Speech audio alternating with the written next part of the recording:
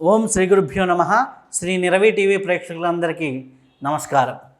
మనం ఎందరో మహానుభావులతో సజ్జన సాంగత్యం చేస్తూ ఉన్నాం. ఈరోజు మన అదృష్టం ఒకేసారి ఇద్దరు మహానుభావులతో సజ్జన సాంగత్యం చేసే భాగ్యం కలిగింది. ఒకరు హిమాలయ పరంపరకు చెందినటువంటి సంత్ సదానందగిరి బాబా గారు, మన అందరికీ 110 ఏళ్ళు 111 ఏళ్ళు బాబాగా మన అందరికీ పరిచయస్తులైనటువంటి వారు మనతో ఉన్నారు. ఈరోజు మన అదృష్టం. అలాగే వారు గురుస్థానం వచ్చేసి రుద్రప్రయాగ. వారు కుండలిని సాధనలో నిష్ణాతులు, కుండలిని యోగిగా ఎంతో పేరు ప్రతిష్టలు సాధించినటువంటి మహానుభావులు. ఇంకొకరు క్రియాయోగ ఆచార్య రామ్మూర్తి గారు. వారిని కూడా మన ఇంత ముందర మనం ఇంటర్వ్యూ చేయడం జరిగింది. ఎంతోమంది క్రియాయోగ దీక్షలు వారి ద్వారా పొందుతున్నారు. శంకరానందగిరి పరంపర, మహావతార్ బాబాజీ పరంపరలో వారు క్రియాయోగ ఆచార్యులుగా వారు ఉన్నారు. వారికి ముందు నేపథ్య చూసుకుంటే పూర్వాశ్రమంలో మంచి వ్యాపార కుటుంబం, రాజకీయ కుటుంబం నుంచి వచ్చినటువంటి నేపథ్యం వారిది. వారి ఇరువురితో ఒక కొత్త ప్రయోగము, కొత్తగా మనము ఆధ్యాత్మిక కోణాలు ఒక్కొక్క పరంపరలో ఎలా చూస్తున్నారు అనే విషయాల గురించి కామన్గా కొన్ని ప్రశ్నలు, దానికి వారి ఇరువురు ఇచ్చేటటువంటి సమాధానాలు ఏ విధంగా ఉంటాయి అనేది చాలా ఆసక్తిగా నాకు కూడా ఉంది. కాబట్టి ఇద్దరితో సజ్జన సాంగత్యం చేద్దాం. నమస్కారం బాబా గారు. నమస్కారం. జై గురుదేవ్. జై స్వామి శంకరానందగిరి. ఓం బాబాజీ. బాబా గారు, ఆధ్యాత్మికత అనేది ఈరోజు చాలా ప్రతి ఒక్కరూ ఆధ్యాత్మికత అని మాట్లాడుతున్నారు. వాళ్ళు గోశాల పెట్టని ఆధ్యాత్మికత, అలాగే ఏది పెట్టని ఆధ్యాత్మికత అని కలుపుతున్నారు. అసలు ఆధ్యాత్మికత అనే పదానికి అలా ఆధ్యాత్మికత అంటే ఏమిటి? గం గణపతియే నమః, ఐం సరస్వతియే నమః, శ్రీ గురుభ్యో నమః. మా గురువుగారైనటువంటి మహంత్ హిమాలయ గిరిజీ మహారాజ్ వారి పాదపద్మములను మనస్సులో స్మరించుకొని, నా దృష్టికోణంలో ఆధ్యాత్మికత అంటే ఆది ఆత్మ కథ. ఈ సృష్టి సర్వత్రా ఏ శక్తి అయితే ఆవరించి ఉందో అది ఆత్మ. అది జీవుడిలోకి, దేహంలోకి ప్రవేశించినప్పుడు దాని పేరు జీవాత్మ. పైన ఉన్నది పరమాత్మ అని వ్యత్యాసమై, ఈ జీవాత్మ పరమాత్మతో కలిసే విధి విధానాలు ఏదైతే చెప్పబడుతుందో దాన్ని అంతా ఆధ్యాత్మికత అని అంటారు. రామ్మూర్తి గారు, మనకి ఆధ్యాత్మికత అంటే మీ పరిభాషలో ఏమి? గురు పరంపరకి శతకోటి వందనాలు. నా గురుదేవులు స్వామి శంకరానందగిరికి శతకోటి వందనాలు. బాబాజీ మహారాజుకి శతకోటి వందనాలు. ఈ కార్యక్రమం వీక్షించిన అందరికీ శతకోటి వందనాలు. జై గురుదేవ్. జై స్వామి శంకరానందగిరి. తెలిసి తెలియక ఏదో అణువు రూపంలో పరమాత్మ నుంచి మనం వేరు గావింపబడి ఈ జనన మరణాల మధ్యన మనం చిక్కుకుని ఉన్నాం. ఈ జనన మరణాల నుంచి మళ్ళీ విముక్తి పొంది పరమాత్ముడికి చేరే మార్గమే ఆధ్యాత్మిక మార్గం. దాన్ని మనం ఏ విధంగా తీసుకుంటాం అన్నది ప్రతి వాళ్ళకి వాళ్ళ పర్యాపదం ఉంది. క్రియ ఎప్పుడు చెప్తాం? క్రియ యొక్క లక్ష్యం జన్మరాహిత్యం. అంటే తెలిసి తెలియక ఏ పరమాత్ముడి నుంచి వెళ్ళాం. కాబట్టి మీరు నీ క్రియా పరంపర నుంచి మాట్లాడుతున్నప్పుడు, క్రియా పరంపర గురించి మాట్లాడుతున్నప్పుడు ప్రాణం ద్వారా, శ్వాస ద్వారా తిరిగి మళ్ళీ మనం పరమాత్ముడితో చేరుకోవడమే. సో క్రియా యాంగిల్లో ఆధ్యాత్మికగా ఆలోచిస్తున్నప్పుడు ప్రాణం, శ్వాస గురించి చెప్పవచ్చు. అయితే మనకి యోగం అంటాము. యోగం అనే పదం బాబా గారు, యోగం అనే దాన్ని అనేక విధాలుగా వాడుతుంటారు. అలా యోగం అంటే ఏమిటి? యోగాన్ని అనేక కోణాల్లో చూస్తూ ఉంటారు. భక్తి యోగం అని, కర్మయోగం అని, రాజయోగం అని, ఇలా చేస్తారు, లయయోగం అని, ఇట్లా మనకు అంటారు. అలా యోగం అంటే ఏంటి? యోగం ఎన్ని విధాలుగా ఉన్నది? దాన్ని మనం ఎట్లా అర్థం చేసుకోవాలి? నాది ఈ యోగం అని కొంతమంది పట్టుకొని ఉంటారు, నాది ఈ యోగం అని కొంతమంది పట్టుకొని ఉంటారు. దీన్ని ఎలా చూడాలి? ఖచ్చితంగా ఇంతకుముందు స్వామివారు చెప్పినట్లు పరమాత్మ నుంచి మనం విడిపడ్డాం, అది వియోగం. తిరిగి సంయోగం అయిపోయి ఆ పరమాత్మలో చేరిపోవటం అసలైన యోగం. అంటే కలయిక. దేని నుంచి దేనికి కలయిక? ఉన్న పరమాత్మనే ఇన్ని అయింది, తిరిగి దాంట్లోకి చేరాడు. స్వామి చాలా బాగా చెప్పారు. ఏదో కారణాల చేత పరమాత్మ నుంచి మనం దూరమైన తిరిగి పరమాత్మలోకే చేరాలి. ఎక్కడి నుంచి వచ్చామో అక్కడికి పోవడం, అది నిజమైన యోగం. ఈ యోగ మార్గాల్లో అనేక మంది ఋషి మహర్షులు హఠయోగం అని, కుండలిని యోగం అని, క్రియాయోగం అని, రాజయోగం అని, భక్తి యోగం అని, జ్ఞానయోగం అని రకరకాలుగా ప్రయత్నాలు చేశారు. ఎవరి ప్రయత్నం అయినా కానీ ఇక్కడి నుంచి అక్కడికి అసలు దానితో కలయిక. పేర్లు వేరే, లక్ష్యం ఒకటే, చేరాల్సిన గమ్యం ఒకటే. అనేక మార్గాలలో అనేక మంది వెళుతూ ఉన్నారు. వీటన్నిటిలోకి స్వామి పక్కన ఉన్నారని చెప్పడం కాదు, కానీ క్రియ అనేది గ్రేటెస్ట్ పాయింట్. కారణం, క్రియ లేకుండా మనిషి లేడు. అసలు పరమాత్ముని క్రియలోనే నిశ్వాసంతో ప్రపంచం బయటకు వచ్చింది, ఉచ్ఛ్వాసంతో లోపలికి వెళ్ళిపోతుంది అని అంటారు. కాబట్టి ఈ క్రియ అనేది మౌతిక క్రియలుగా తీసుకుంటున్నాం. శ్వాసక్రియ మీద ధ్యాస పెట్టినప్పుడు విశ్వమంతా ఉన్నటువంటి ఆ ప్రాణశక్తిని మనం తీసుకుంటున్నాం, వదిలిపెడుతున్నాం. ప్రాణంతో లయం అయిపోవడం. ప్రాణంతో లయం కావడం అంటే విశ్వప్రాణంతో లయం కావడం. పేర్లు ఒకటే, ప్రాణం పేర్లు వేరే. విశ్వప్రాణం, జీవో ప్రాణం, జీవ ఆత్మ, పరమ ఆత్మ. వేది రెండు రెండుగానే మనం చూస్తున్నాం. ఈ రెండు లేదు, రెండింటిని ఒకటిగా కలపడమే యోగం అని చెప్పబడు. అయితే అండి, మనకి మీ పరిభాషలో యోగం గురించి చెప్పాలంటే ఎట్లా అదే చెప్పాల్సిన దాంట్లో చాలా మటుకు బాబా చెప్పేశారు.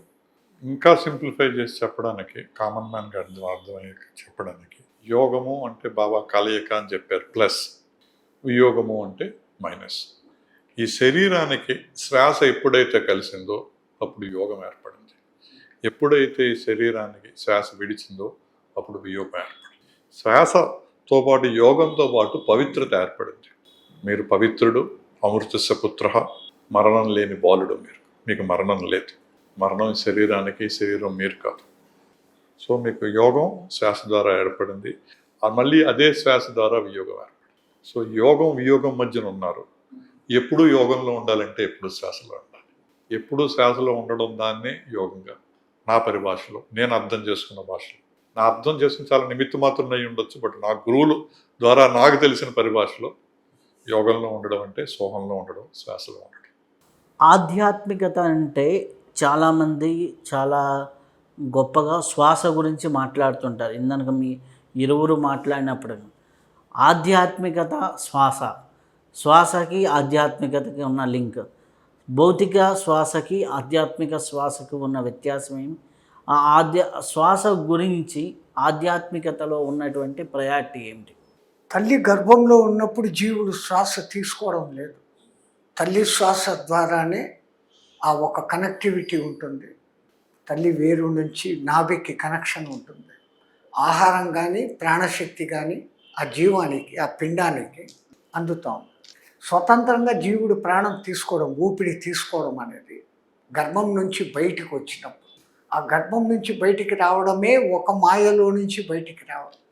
దాన్ని మావి అంటున్నారు. గర్భస్థ పిండం ఒక మావిలో ఉంటుంది. మాయా అని కూడా అంటారు, మావి అంటారు.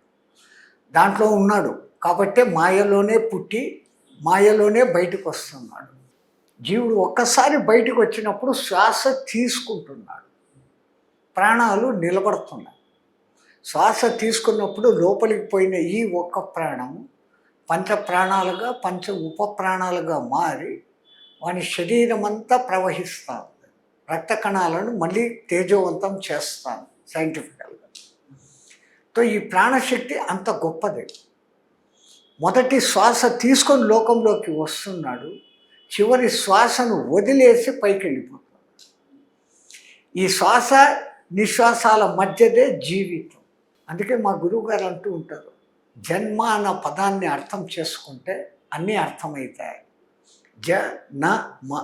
జన్మ, జన్మించినప్పటి నుంచి మరణం వైపుకు నడక ఈ జీవితం. ఈ జీవితాన్ని జీవితంగా కాకుండా నడతగా మార్చుకుంటే, ఒక సిస్టమాటికల్ వేగా ప్రాణశక్తిని సరి అయిన వినియోగం చేసుకొని ఇక్కడ ఉన్నంత వరకు ఆ దేవుడు ఇచ్చిన ఈ ప్రాణశక్తిని నేను వాడుకుంటున్నాను అన్న భావనతో ఉన్నప్పుడు తిరిగి వచ్చిన చోటుకే వెళ్ళిపోతాడు. మీ పరిభాషలో ఆధ్యాత్మికతకి శ్వాసకి ఉన్న అనుబంధం ఏంటి? ఆ ఆధ్యాత్మికత శ్వాస కనెక్టివిటీ. మనం ఇప్పుడు చెప్పుకున్నాం యోగం గురించి. మామూలుగా ఏం జరుగుతుందంటే శాస్త్రి గారు, మన శ్వాస కిందకి వెళ్ళిపోతుంది, బాహిర్ముఖం అయిపోతుంది. అంతర్ముఖంలో ప్రయాణం చేయాలంటే శ్వాస అంతర్ముఖంగా వెళ్ళాలి, పైకి వెళ్ళాలి. అప్పుడే మీరు ఆధ్యాత్మికంలోకి ప్రవేశిస్తారు. అంటే మీ శ్వాసలోకి మీరు ప్రవేశించారు. శ్వాసలో ప్రవేశించిన ప్రతిసారి ఏమవుతుంది, జీవులందరూ, మనుషులు జీవులందరూ శ్వాస తీసుకుంటున్నారు, శ్వాస వదులుతున్నారు. కానీ ఎక్కువది కిందకి బాహిర్ముఖంగాను వెళ్ళిపోతున్న ఈ శ్వాసను ఈ క్రియా విద్య ద్వారా అంతర్ముఖంగా పైకి తీసుకెళ్ళడమే ఆధ్యాత్మికతగా మనం చెప్పుకోవచ్చు. ఓకే, సో మనకి యోగం శ్వాస ద్వారానే ఏర్పడింది, యోగం వియోగం మళ్ళీ ఈ శ్వాస ద్వారానే ఏర్పడింది. శ్వాస పైకి తీసుకెళ్ళాం, కిందకి తీసుకొచ్చాం, మళ్ళీ పైకి తీసుకోకపోవడమే మరణం. మా గురువులు ఏం చెప్తారంటే, నువ్వు శ్వాసలో లేకపోవడమే మాయరా అంటాడు. మాయ నీకు ఎలా ఏర్పడుతుందంటే, ఎందుకంటే నిశ్వాసతో జరిగేది ప్రతిదీ మరణంతో జరుగుతుందిరా, ఉచ్ఛ్వాసతో మాత్రమే నువ్వు మాయలోంచి బయటపడుతున్నావు అంటాడు. లేదు, ప్రతిదీ నువ్వు మాయలో ఉండమే. మీకు ప్రతి పని గుర్తుంటుంది, చెయ్యాలి, ఇది చెయ్యాలి అంటే మైండ్ అలా ట్యూన్ అయిపోయింది, సీక్వెన్స్ ఆఫ్ ఈవెంట్స్. బట్ శ్వాస మీరు ఎంత క్రియాయోగైనా, ఎంత గొప్ప వాడైనా శ్వాస చేయాలి అని గుర్తుండదు. ఎందుకంటే మాయ మిమ్మల్ని కంపేసింది. ఆ మాయలోంచి బయటపడి శ్వాసలో ఉండడమే ఆధ్యాత్మికత. అయితే కర్మ అనేది ఉంటుంది. కర్మ సిద్ధాంతం మనకి ప్రారబ్ధ కర్మ, ఆగామి సంచిత కర్మలు, కర్మ సిద్ధాంతం, కర్మ ప్రక్షాళన అని మాట్లాడుతూ ఉంటాం. మనకు కొన్ని కార్యక్రమాలు అంటే పూజ, యజ్ఞ, యాగాది కార్యక్రమాలు, అలాగే యోగ సాధనలో కూడా కర్మ ప్రక్షాళన గురించి ఉంటుంది. అలాగే కర్మ అనే దాన్ని ఎలా చూడాలి, కర్మ ప్రక్షాళన ఎలా జరుగుతుంది, ఆ కర్మ ప్రక్షాళన జరగడానికి మనకి ఇవన్నీ కూడా యజ్ఞయాగాది క్రతువులు, అట్లాగే యోగం కూడా ఎలా సహకరిస్తుంది? జీవుడు పుట్టుక నుంచే కర్మ చేయడం మొదలు పెడతాడు తనకు తెలియకుండా. ఒకటి లోపల గుండె పుట్టుకోవడం, జీర్ణ వ్యవస్థ తన పని తాను చేసుకొని పోవడం, బహిరంగాలు బహిర్గతం చేసే క్రియ జరగడం అనేది వాడికి తెలియకుండానే అవి మొదలైంది. దీనన్నిటికీ ముఖ్యంగా తోడు శ్వాసక్రియ అనేది కూడా జీవుడు పుట్టినప్పటి నుంచి మొదలైంది. ఆ తర్వాత నేను నాది అనుకొని నాకు ఇది కావాలి అని, ఆ కావాలి అన్న దాన్ని పొందేదానికి ఏ ప్రయత్నాలు చేస్తాడో అవన్నీ కర్మలైతాయి. మానవుడికి ఉన్న విచక్షణను వాడుకొని ఆ కర్మలు సత్కర్మలు ఏంటి, దుష్కర్మలు ఏంటి వేదం మనకు చెప్తే ఆ సత్కర్మలు చేసుకుంటూ పోయినప్పుడు కర్మ అంటదు. రెండవది, కర్మ అంటకుండా ఉండాలంటే నేను చేస్తున్నాను అన్న భావన వదిలి సర్వం కృష్ణార్పణం సమర్పయామి అన్న సమర్పణ భావనతో కర్మలు చేసినప్పుడు ఆ కర్మలు కూడా ఎరుకతో, మనకున్న విచక్షణ జ్ఞానంతో మంచి కర్మలే చేసుకుంటూ పోయినప్పుడు కర్మ పరిపక్వత, కర్మల యొక్క వినాశనము అనేది జరుగుతుంది. మీ పరిభాషలో కర్మ గురించి అదే మనం తెలిసి తెలియక ఒక అణువు రూపంలో పరమాత్ముడు దూరం అయిపోయి జీవులుగా బయటకు వచ్చేసాక కర్మ చేయకుండా ఉండలేవు. శ్వాస జరుగుతుందంటే కర్మ జరుగుతుంది. ఆ కర్మ మంచి కర్మ, చెడ్డ కర్మ అని మన జ్ఞానేంద్రియాలు, కర్మేంద్రియాలు చేసే స్థితిని బట్టి మన కర్మలు మారుతున్నాయి. కర్మలు లేకుండా ఉండాలి. జన్మరాహిత్యం వైపు ప్రయాణం చేయాలి అంటే కర్మ లేకుండా ఉండాలి అంటారు. మంచి కర్మ ఉన్నా మీకు ఉంటుంది, చెడ్డ కర్మ ఉన్నా ఉంటుంది. క్రియాయోగ లక్ష్యం ఏంటి? జన్మరాహిత్యం అంటే కర్మ లేని స్థితికి తీసుకెళ్లడమే క్రియ యొక్క మొదటి లక్ష్యం. ప్రాణకర్మనే శ్రేష్ఠ కర్మని, ప్రాణకర్మనే నిష్కామ కర్మని, ప్రాణకర్మనే క్రియాకర్మని. అంటే అహంకారంతో నేను లేని కర్మ ఏదైనా ఉందా అంటే అది శ్వాసకర్మ. కాబట్టి దాన్ని నిష్కామ కర్మగా, ప్రాణకర్మగా చెప్పబడింది. అయితే మనకి రామాయణ, మహాభారత ఇతిహాసాలు, అష్టాదశ పురాణాలు మామూలుగా ప్రవచన పరంగా చూసినప్పుడు మనకి ఇది ఒక అద్భుతమైనటువంటి పురాణ గాథలుగా చెప్తూ ఉంటారు. మీరు కొన్ని సందర్భాల్లో రామాయణ ఇతిహాసాలని అందరూ పాటించాలి, ధర్మానికి ప్రతీక అని మీరు చెప్తారు. మీరు రామాయణ ఇతిహాసాలని శరీరంలో ఉన్నాయి, మన రామాయణం అంతా మన శరీరంలో ఉంటుంది, మహాభారతం అంతా మన శరీరంలో ఉంటుందని మీరు చెప్పారు. ఈ రెండింటిని మీరు ఎలా డిఫైన్ చేసుకుంటారు? ఆ పేరులోనే ఉంది ఇతిహాస, ఇలా జరిగింది అని ఒకప్పుడు ఎవరో చూసిన వాళ్ళు రాశారు. రామాయణాన్ని ప్రత్యక్షంగా ఉండి చూసిన వారు వాల్మీకి. మహాభారతం ఆయన యొక్క సంతానం యొక్క కథ, వ్యాసుల వారి సంతానం కథ. ఆయన సాన్నిధ్యంలోనే ఈ కథలన్నీ జరిగాయి. ఇతిహాస అని ఈ విధంగా జరిగింది అని రాస్తూ మానవులకు సన్మార్గంలో పోయేదానికి, దుర్మార్గం నుంచి దూరంగా పెట్టేదానికి ఎలా ఉండాలి అని వాళ్ళు దాన్ని డిపిక్టేషన్ చేస్తూ రాసుకొని వచ్చారు.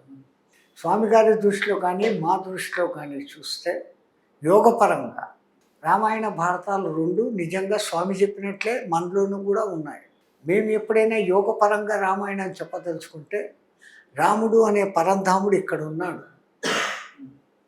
సీత ఇక్కడ ఉంది, వియోగమైంది, రావణుడు ఎత్తుకొని వెళ్ళాడు. వాళ్ళిద్దరినీ కలిపేదానికి మూల కారకుడు హనుమంతుడు. హనుమంతుడు అంటే ఎవరు? వాయుపుత్రుడు. ఆ వాయువు మనలో ఎక్కడ నడుస్తుంది? ఉచ్ఛ్వాస నిశ్వాసాలతో నడుస్తుంది. దీన్ని మనం దృష్టిలో పెట్టుకొని మన ఉచ్ఛ్వాస నిశ్వాసాలు ప్రతి దాంట్లో కూడా కింద ఉన్న సీత పైకి రావాలా అని కోరుకోవడం మా కుండలిని క్రియలో మూలాధార చక్రంలో ఆ మహాశక్తి కుండలిని రూపంలో ఉంటుంది. ఆ శక్తిని అమ్మవారు అనండి, ఇంకోటి అనండి, సీత అనండి, స్త్రీ శక్తులన్నీ ఒకటే. అక్కడ ఆ శక్తిని, కుండలిని శక్తిని శ్రీరూపకంగా చెప్పారు. పురుషరూప శక్తిగా ఇక్కడ రాముడు అనొచ్చు, విష్ణువు అనొచ్చు, ఇంకోటి అనొచ్చు. ఆ మాయకు మధ్యలో మనము వేలాడుతూ ఉంటాం. ఆ మాయను తొలగించుకొని శ్వాసక్రియ ద్వారా మూలాధారంలో ఉన్నటువంటి ఆ శక్తిని ప్రేరేపణ చేస్తే తనంతకు తానుగా వచ్చి శ్రీరాముడితో కలుస్తుంది. ఈ ఇద్దరి కలియకకు మూలకారకుడు హనుమంతుడు. హనుమంతుడు అంటే వాయుపుత్రుడు. కాబట్టి శ్వాస ప్రధానంగా మీరు కుండలిని ప్రేరేపణ చేయవచ్చు అని మా కుండలిని పరంగా మేము చెప్తాం. ఇంకా స్వామి పరంగా ఏం చెప్తారో వినాలా. రామాయణ మహాభారత ఇతిహాసాలని ఆధ్యాత్మికంగా మనం ఎలా చూడవచ్చు? మన శరీరంలో మా గురు పరంపర నుంచి నేర్చుకున్న సిస్టంలో రా అంటే మనలో ఉన్న, రా అంటే చైతన్యం, మా అంటే మనలో ఉన్న చైతన్యం, రాముడు అంటే మనలో ఉన్న చైతన్యం. రాముడు తండ్రి పేరు దశరథుడు. అంటే 10 రథాలని నలపగలిగేవాడు. 10 రథాలు ఏం రథాలు అంటే ఒక 5 జ్ఞానేంద్రియాలు, 5 కర్మేంద్రియాలు. ఆయన ధర్మపత్ని పేరు కౌసల్య. అంటే కుశలంగా 5 జ్ఞానేంద్రియాలు, 5 కర్మేంద్రియాలు ఎవరిని అంటారో వాళ్ళకి రాముడు జన్మిస్తాడు. రాముడు ఎక్కడ జన్మిస్తాడయ్యా అంటే అయోధ్యలో జన్మిస్తాడు. అయోధ్య అంటే అక్కడ యుద్ధం ఉండదు. అంటే మన ఎటువంటి ఆలోచన రతి స్థితిలో మనం ఎప్పుడు ఉంటామో, ఎవరైతే జ్ఞానేంద్రియాలు కర్మేంద్రియాలు జయిస్తారో ఆ స్థితిలో రాముడు జన్మిస్తాడు. సో రాముడు అంటే ఒక చైతన్యం అని చెప్పుకున్నాం. సీత అంటే మనసు, రావణుడు అంటే అహంకారం. ఈ అహంకారం రాగానే మనసు చైతన్యం నుంచి దూరం అయిపోయింది. చైతన్యం మనసు వెంపెళ్ళదు, మనసే చైతన్యం వెంపెళ్ళాలి. కానీ ఇక్కడ అహంకారం అంటుకున్నది. ఈ అహంకారం తొలగాలి అంటే ఎరుక కావాలి. లక్ష్మణుడు ఎరుకతో ప్రాణవాయువు జరగాలంటే హనుమంతుడు. ఎరుకతో మనం ఎప్పుడైతే శ్వాసం చేస్తామో నేను అన్న అహంకారం తొలగి ఈ మనసు వెళ్ళి చైతన్యంతో కలుస్తుంది.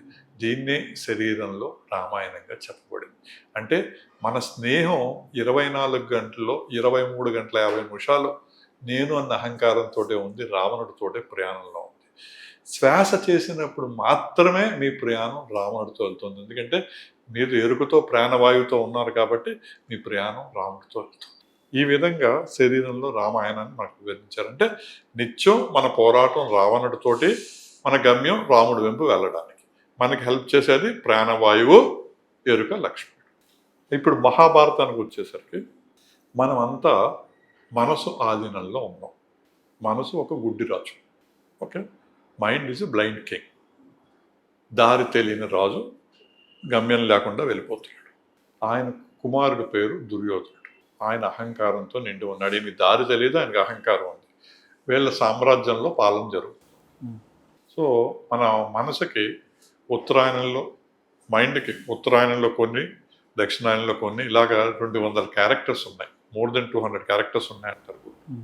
ఓకే, ఉత్తరాయణంలో కొన్ని, దక్షిణంలో మోర్ దెన్ 200. వీళ్ళంతా కౌరులుగా చెప్పబడ్డారు. అలాగే భీష్ముడు, కర్ణుడు చాలా తెలివైన వాళ్ళు కూడా ఈ రాజు యొక్క, గుడ్డి రాజు యొక్క చేరున ఉండడంతో వాళ్ళు కూడా గుడ్డిగానే పరిగణిస్తారు. ఆయన దారి తెలీదు. దారి తెలియని ప్రతివాడు కళ్ళు మూసుకుని తీసుకెళ్ళిపోతుంటే వాళ్ళు దారిలో పడతారు. ఇక్కడి నుంచి మనం సత్యం వెంపు ఎలా బయటికి రావాలి అన్నది ప్రశ్న. ఈ సత్యం వెంపు ఎవరు తీసుకురాగలరా అంటే కృష్ణుడు. అదే ప్రాణకృష్ణ.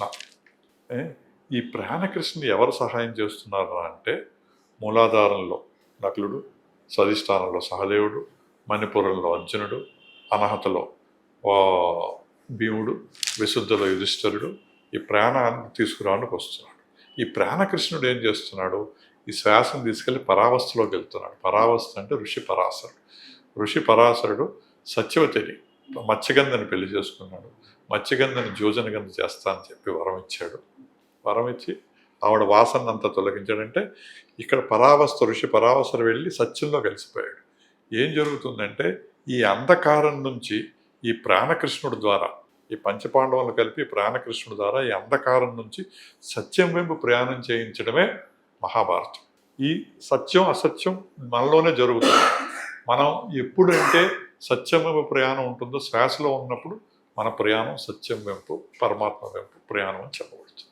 అయితే ఇప్పుడు యోగము అనగానే షట్చక్రాలు యాక్టివేషన్ అని, త్రిగంధి భేదనమని అంటూ ఉంటారు. పునర్ని ప్రక్రియ గురించి ప్రస్తావిస్తున్నప్పుడల్లా షట్చక్రాల యాక్టివేషను, త్రిగంధి భేదనము ఉంటూ ఉంటుంది. దానిపైన మీ యొక్క అనుభవం కానీ భావన కానీ తెలియదు. కుండలిని నేర్చుకోవడం మొదలుపెట్టి ఈ బ్రహ్మగంధి, విష్ణుగ్రంథి వీటిని అర్థం అంటూ చేసుకుంటే నువ్వే దేవుడు అన్న సంగతిని రుజువు చేసేదానికి మన పూర్వీకులు ఈ విధానం పెట్టారు.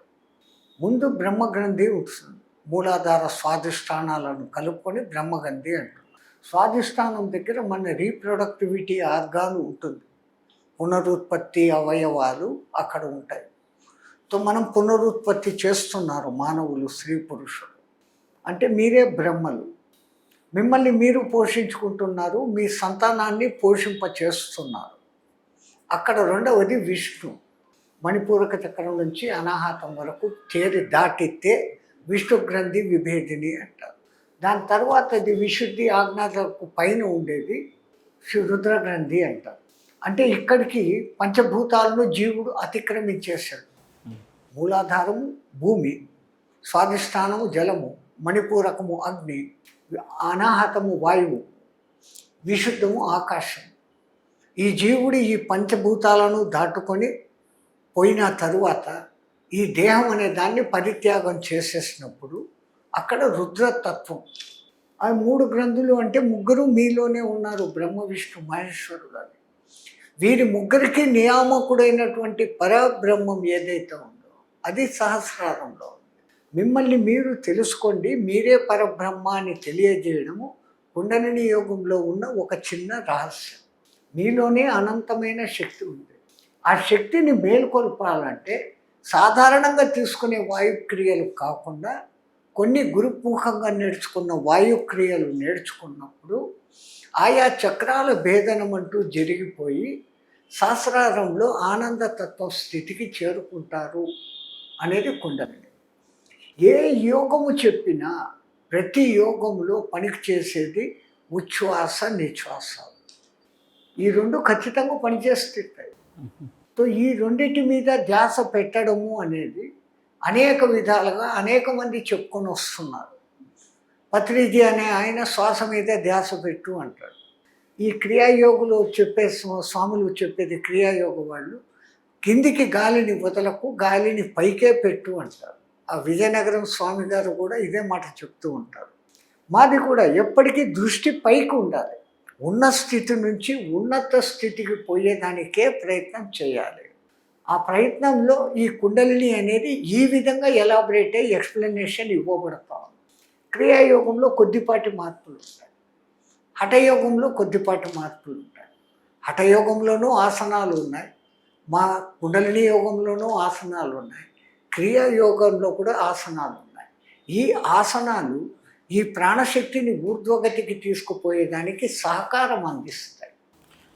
మీ పరంగా ఇప్పుడు చూసినప్పుడు అదే బాబా గారు చాలా మటుకు చెప్పారు, కానీ దీన్ని ఇంకో యాంగిల్లో కూడా నేను చెప్పదలుచుకున్నా.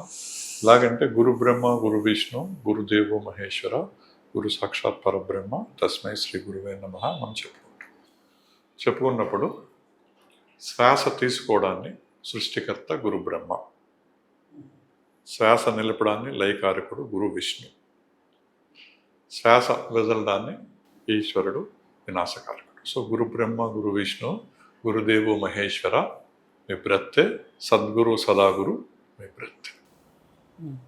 ఇలాగే కాకుండా గురువులు ఇంకేం చెప్తారంటే ఈ దశ మహావిద్యలు, ఈ పంచభూతాలు, ఈ నవగ్రహాలు నీ ఒక్క శ్వాస ద్వారా బ్యాలెన్స్ అయిపోతాయి అంటారు. అది ఎలా జరుగుతుందంటే మూలాధార కింద ధూమావతిగా చెప్తారు. ఓకే, అలాగే మూలాధారంలో నవగ్రహాలు చూసుకుంటే శని దక్షిణ కాళిక కింద చెప్తారు. స్వధిష్టానంలో వచ్చేస్తే మన గురువు తారాదేవి చెప్తారు. మణిపురాలో వస్తే కుజుడు బగ్లాముఖి చెప్తారు. అనహతలో వస్తే శుక్రుడు భువనేశ్వరీ దేవి చెప్తారు. విశుద్ధిలోకి వస్తే బుధుడు త్రిపుర సుందరి చెప్తారు. ఆజ్ఞాచక్రంలోకి వస్తే సూర్యచంద్రుడు మాతంగిదేవి కమలాదేవి. పైన ఆజ్ఞాచక్రం పైన రాహు చిన్నమస్త త్రిపుర భైరి త్రిపుర కాళి. సో మీరు మాట్లాడుకునే నవగ్రహాలు ఈ పంచభూతాలు స్వామీజీ ఎలాగో చెప్పారు, భూతత్వం, జలతత్వం, అగ్నితత్వం, వాయుతత్వం, ఆకాశతత్వం. ఈ పంచభూతాలు, నవగ్రహాలు, దశ మహావిద్యలు ఒక శ్వాస ద్వారా బ్యాలెన్స్ అవుతున్నాయి.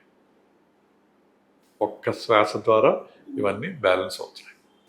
చాలా సంతోషం బాబా గారు, చాలా సంతోషం రామ్మూర్తి గారు.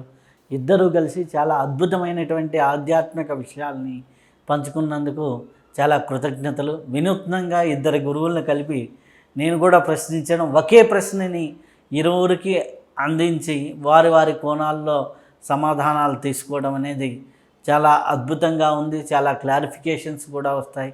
కాబట్టి మీరు ఇరువురు ఒప్పుకొని ఈ యొక్క సజ్జన సాంగత్యానికి సమావేశమైనందుకు చాలా చాలా కృతజ్ఞతలు. ఈ ప్రోగ్రామ్ పార్టిసిపేట్ చేసేందుకు గురువుల కృప, తర్వాత ఈ బాబాతో పాటు కూర్చోవడం అనేది మహాగురువుల కృప. జై గురుదేవ్, జై స్వామి శంకరానందగిరి.